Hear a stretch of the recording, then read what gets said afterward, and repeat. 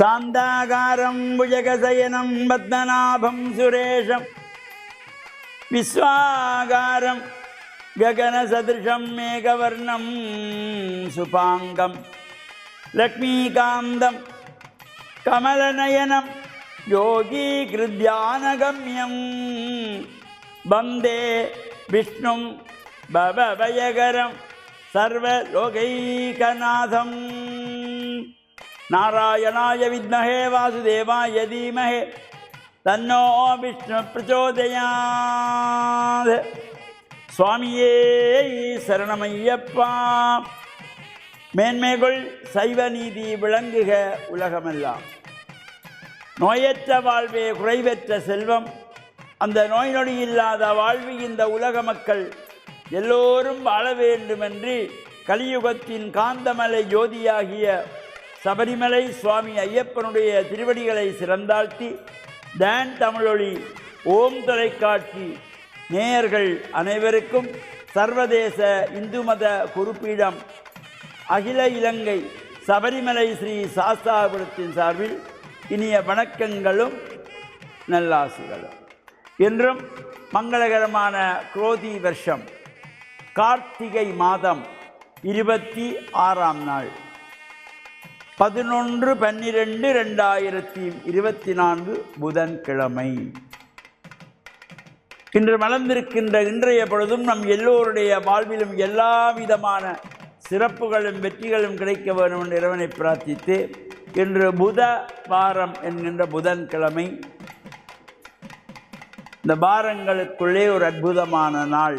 சுப காரியங்கள் செய்வதற்கு, சுப காரியங்களை ஆரம்பிப்பதற்கு, ஒரு திருமணத்தை நடத்துவதற்கு இந்த புதன்கிழமை போன்ற அற்புதமான நாள் கிடையவே கிடையாது. அவ்வளவு ஒரு சிறப்பு கொண்டது இந்த புதன்கிழமை. நாம் எல்லாம் இந்த திருமணம் செய்கின்ற பொழுது, திருமணத்துக்கு நாள் எடுக்க போகின்ற பொழுது, அது மாப்பிள்ளையோட பெற்றோராக இருந்தாலும் சரி, பெண்ணோட பெற்றோராக இருந்தாலும் சரி, முதல் அவர்கள் சொல்லிக்கொள்வது அந்த ஜாதகம் பார்த்து முகூர்த்தத்தை எடுக்கிற பொழுது ஒரு விடுமுறை நாளாக பாருங்கள், லீவு நாளாக பாருங்கள். ஆரம்பத்திலே நாங்கள் அதை பண்ணிடுறோம். நல்ல நாளாக பாருங்கள் என்று தான் சொல்ல வேண்டுமே தவிர விடுமுறை நாள் பாருங்கள் என்று சொல்லக்கூடாது. ஒரு முகூர்த்தம் பார்க்கப்படுகிறது நல்ல நாளாக, இந்த ஆணுக்கும் பெண்ணுக்கும், இந்த மணமகனுக்கும் மணமகளுக்கும் பொருந்தக்கூடிய ஒரு நாளாக பார்க்க வேண்டும். அவ்வாறு பார்க்கப்படுகின்ற பொழுது இருவருக்கும் பொருந்துகின்ற அந்த நாள் புதன்கிழமையாக அமைந்தால் அதை போல ஒரு உத்தமமான சுப முகூர்த்தம் கிடையவே கிடையாது. அதனாலே தான் பொன் கிடைத்தாலும் புதன் கிடைக்காது என்பார்கள். அவ்வளவு ஒரு அருமையான நாள் இந்த புதன்கிழமை. இப்பொழுது இந்த சபரிமலை ஐயப்ப சுவாமியினுடைய மகர ஜோதி பெருவிழா அகில இலங்கை சபரிமலை சாஸ்தாபுரத்திலே 44வது ஆண்டாகவும் நடைபெற்று கொண்டிருக்கின்றது. இன்றைய தினமும் விசேஷ மலையாள பூஜை, நவோத்திர சகஸ்திர மகா சங்காபிஷேகம், விசேஷ ஐயப்பனுடைய பஜனை, 18ஆம் படி பூஜை, அன்னதான பூஜைகள் என்பன சிறப்பாக நடைபெற்று கொண்டிருக்கின்றன. இந்த விரத காலத்திலே மாலை அணிந்து கருப்பு ஆடை அணிந்து கடும் விரதம் இருக்கின்ற இந்த ஐயப்ப பக்தர்கள் இவ்வாறான விரத காலங்களிலே மனதை ஒருநிலைப்படுத்தி கொள்ள வேண்டும். விரதமாக இருந்து பகல் ஒருவேளை உணவை உண்டு சாயங்கால வேளை பூஜையிலே பிரசாதங்களை பெற்றுக்கொள்ளலாம்.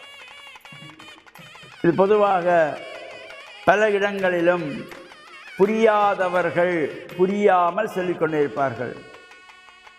ஐயப்பன் விரதத்திற்கு சாப்பிடாமல் இருக்க தேவையில்லை, ஐயப்பன் அன்னதான பிரபு, சாப்பிட்டு கொண்டே இருக்கணும் என்று சொல்லுகின்றவர்களும் உண்டு, அறியாதவர்கள். ஐயப்பன் அன்னதான பிரபு. பிறருக்கு மாலை அணிந்த நீங்கள் பிறருக்கு தானம் செய்ய வேண்டும், அன்னதானம் செய்ய வேண்டும். அன்னதான பிரபு தான் ஐயப்பனுடைய, அன்னத்தை சாப்பிட்ட பிரபு அல்ல.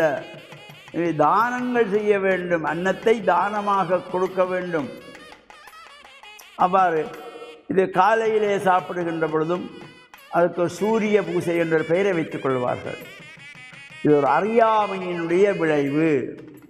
பகல் சாப்பிடுகின்ற பொழுது அதற்கு சக்தி பூஜை என்று பெயரை வைத்துக் கொள்வார்கள். இரவிலே சாப்பாட்டுக்கு ஜோதி பூஜை என்பார்கள். இது அறியாமையை காட்டுவதும் தவறுக்கு மேல் தவறு நாம் செய்து கொண்டிருக்கிறோம் என்பதனை புரியாமல் சொல்லிக்கொண்டே இருப்பார்கள். சக்தி பூஜை என்ற பூசை கிடையாது. என்ன சாப்பிட்றதுக்கு பேர் சக்தி பூசையா? இல்லை.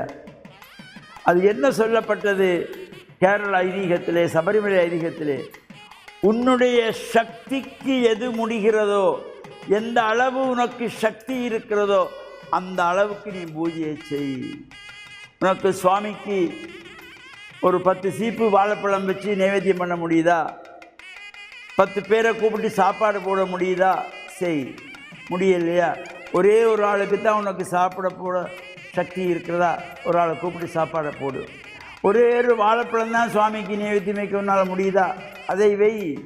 மலையளவு சுவாமிக்கு திணையளவு புஷ்பம். நம்முடைய சக்திக்கு என்ன முடிகிறதோ அதை அந்த பூஜையை செய் என்றதை. இது சாப்பிட்றதுக்கு சக்தி பூசை, இரவு சாப்பாட்டுக்கு ஜோதி பூசை, காலையில் சாப்பிட்றதுக்கு சூரிய பூசை. அப்புறம் என்ன விரதம்? புரியாமலே தவறுக்கு மேல் தவறு செய்து கொண்டிருக்கிறோம். திருத்தி கொள்ள வேண்டும், நாம் திருந்த வேண்டும். அவ்வாறான தொடர்ந்து இந்த ஐயப்பனுடைய விரத சிறப்புகளை பற்றி சிந்திப்போம் என்று கூறி, டான் தமிழொலி ஓம் தொலைக்காட்சி நேயர்கள் அனைவருக்கும் சர்வதேச இந்து மத குருபீடத்தின் சார்பில் நல்ல ஆசிகளை கூறிக்கொள்வதில் மன மகிழ்வு கொள்கிறோம். சுவாமியே சரணமையப்பா. சுவாமி சரணம்.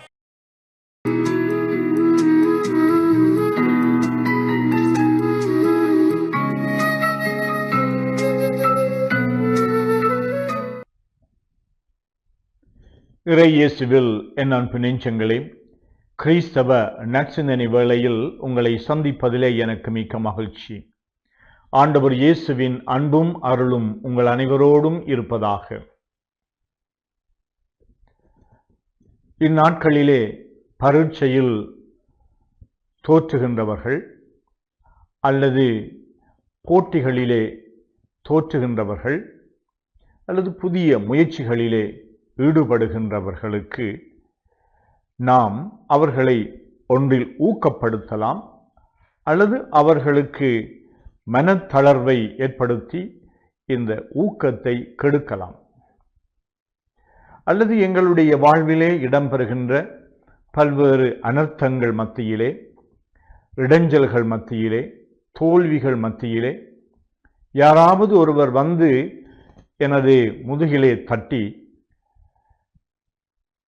மனம் தளர்ந்து போகாதே, உற்சாகத்தோடு இரு என்று நம்பிக்கை வார்த்தைகளை சொல்லுவார்களா? ஆண்டவர் இயேசுவினுடைய அழகான வார்த்தைகளிலே ஒரு அருமையான வார்த்தை என்னவென்றால், மக்களை பார்த்து சொல்லுகின்றார், பெரும் சுமை சுமந்து சோர்ந்திருப்பவர்களே என்னிடம் வாருங்கள், நான் உங்களுக்கு இளைப்பாறுதல் தருவேன் என்று.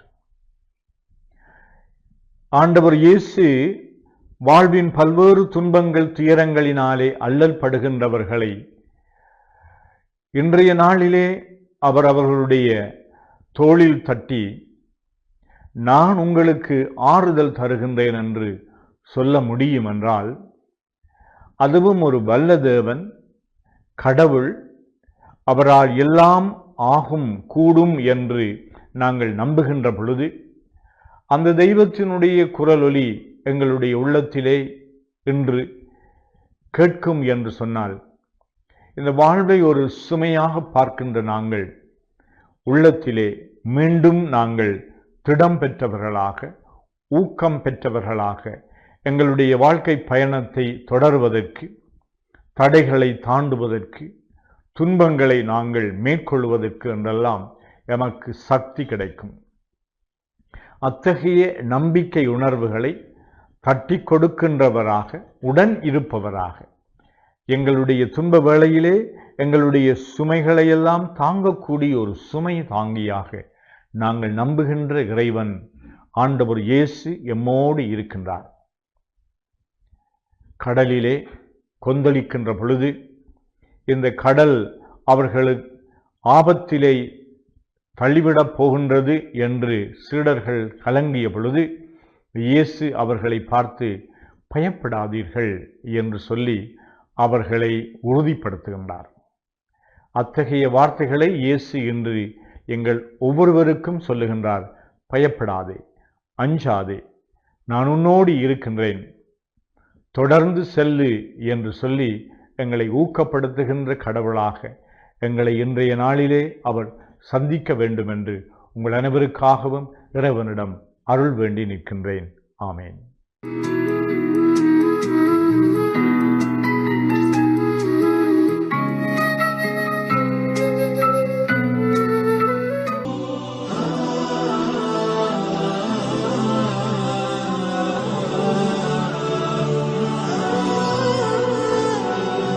அல்ஹம்துலில்லாஹி ரப்பில் ஆலமீன் வல்லாகிபத்து லில் முத்தகீன் வஸ்ஸலாத்து வஸ்ஸலாமு அலா முஹம்மதின் ஸல்லல்லாஹு அலைஹி வஸல்லம் வ அலா ஆலிஹி வ ஸஹ்பிஹி அஜ்மஈன். அன்புள்ள நேயர்களே, சகோதரிகளே, இன்றைய காலை பொழுதிலே உங்களை சந்திப்பதிலே நான் மகிழ்ச்சி அடைகின்றேன். நாம் நமது பெற்றோர்கள் விஷயத்திலே மிக கூடுதல் கவனம் செலுத்தக்கூடியவர்களாக இருக்க வேண்டும். நாம் சிறுவர்களாக இருக்கின்ற நேரத்திலே நம்மை வளர்த்து ஆளாக்குவதற்காக தமது பொருளாதாரத்தை முழுமையாக அவர்கள் செலவு செய்கின்றார்கள். தமது நேரங்களை, காலங்களை கூடுதலாக அவர்கள் செலவு செய்கின்றார்கள். இதன் பின்னால் நாம் படித்து பட்டம் பெற்று உயர்ந்த பதவிகளை எல்லாம் அடைந்து கொள்கின்றோம். அந்த நேரத்திலே அவர்கள் நாம் நிலையாக இருக்க வேண்டும் என்பதற்காக நமக்கு வீட்டை நல்ல முறையிலே அமைத்து தருகின்றார்கள். பாதையிலே நாம் செல்லும்போது நமக்கு ஏதும் துன்பங்கள் வராமல் இருக்க வேண்டும் என்பதற்காக நமக்கு அவர்கள் பாதுகாப்பு வழங்குகின்றார்கள். இப்படியெல்லாம் செய்ததுக்கு பின்னால் நாம் ஒரு நல்ல பதவிக்கு வந்து திருமணம் முடித்து பிள்ளைகளையும் பெற்றெடுத்ததற்கு பின்னால் அந்த நமது பெற்றோர்கள் முதிய வயதை அடைந்து விடுகின்றார்கள். முதிய வயதை அடைந்ததற்கு பின்னால் அந்த பெற்றோர்களை நமது வீட்டுக்குள்ளே வைத்து அவர்களுக்கு உபசரிப்பதிலே, அவர்களுக்கு பணிவிடை செய்வதிலே நமக்கு அருவருப்பு ஏற்பட்டு விடுகின்றது. அவர்களுடைய நடவடிக்கைகள் ஒரு சிலது அருவருப்பை ஏற்படுத்தினாலும் கூட நாம் அருவருப்படைய கூடாது. அப்படி ஏற்பட்டு விட்ட உடனே நமது வீட்டுக்கு பிற்காலத்திலே வந்து சேர்ந்த நமது மனைவிமார்கள் எல்லாம் அந்த பெற்றோர்களை வீட்டிலே வைத்திருக்கக்கூடாது என கணவனை வற்புறுத்துகின்றார்கள்.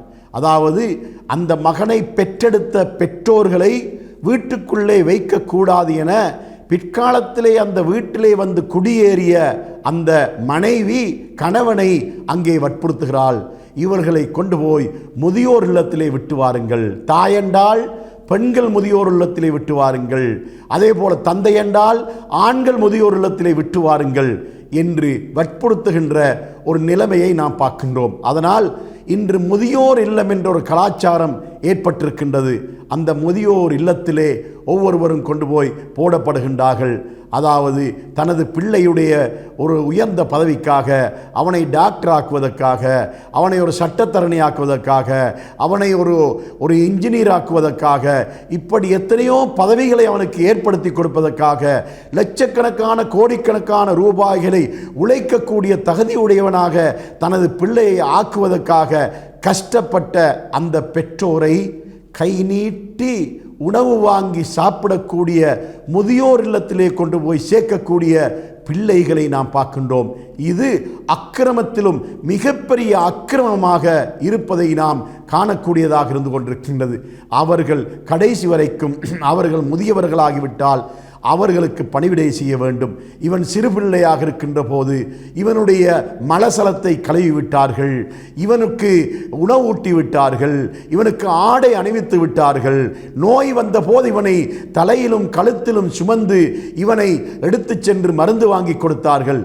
இப்படியெல்லாம் செய்த இந்த பிள்ளை அந்த தாயும் தந்தையும் எலும்பி நடமாடுகின்ற சக்தியுடையவர்களாக இருக்கின்ற நிலைமையிலும் கூட முதியோர் இல்லத்திலே கொண்டு போய் போடுகின்ற ஒரு நிலைமைகளை நாம் இன்று பார்க்கின்றோம். அதனால் இந்த முதியோர் இல்லம் என்பது நமது பிள்ளைகளுக்கு ஒரு சாபக்கேடு என்பதை நாம் ஒருபோதும் மறந்துவிடக்கூடாது. நம்மை பெற்ற பெற்றோர்களை நம்மோடு வைத்து அவர்களை பராமரிக்கின்ற நல்ல பண்பாடுகளை நமக்கு மத்தியிலே நாம் ஏற்படுத்திக் கொள்ள வேண்டும். இந்த முதியோர் இல்லம் என்ற கலாச்சாரத்துக்கு மூடு விழா போட வேண்டும் என்பதை நான் இந்த காலை பொழுதிலே உங்களை சொல்லி, உங்களது பிள்ளைகளை, உங்களது பெற்றோர்களை அன்போடு பாருங்கள், இரக்கத்தோடு பாருங்கள், புன்முறுவலோடு பாருங்கள் என்று கூறி முடிக்கிறேன். வாஹிரு தஅவானா அனில் ஹம்துலில்லாஹி ரப்பில் ஆலமீன்.